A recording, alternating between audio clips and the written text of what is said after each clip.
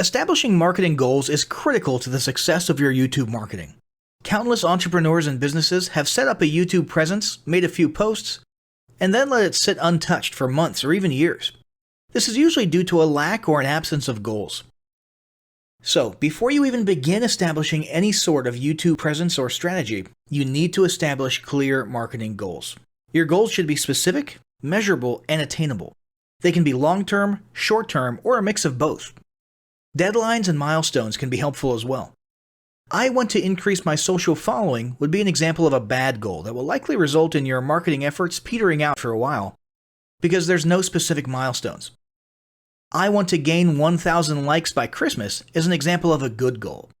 It's specific, measurable, and certainly attainable.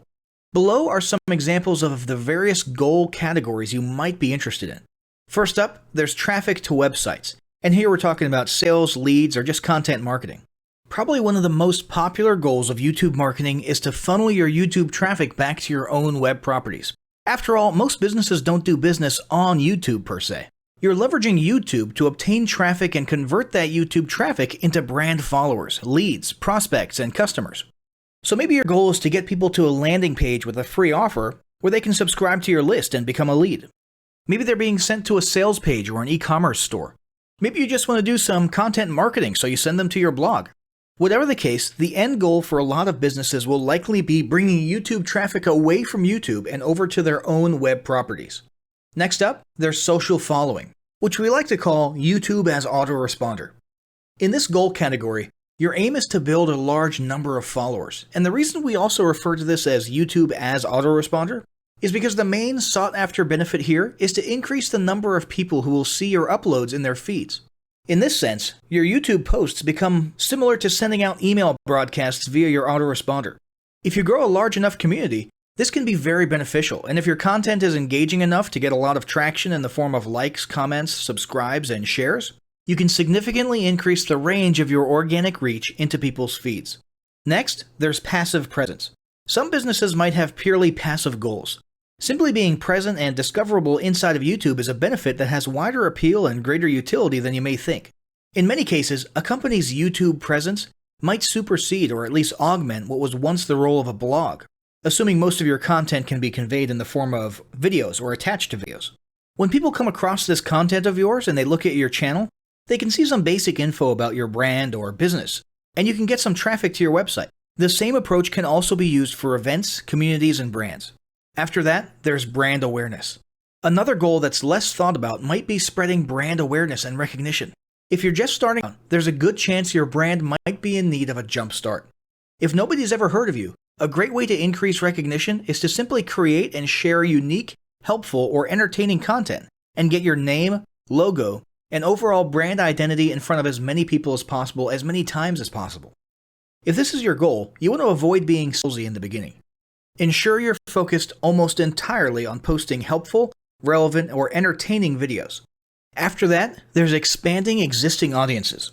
If you've already got an audience, your goal might be to make it bigger. This can be done via several social marketing methods. Sharing viral content, either curated or created yourself, can lead to a huge increase in your YouTube audience.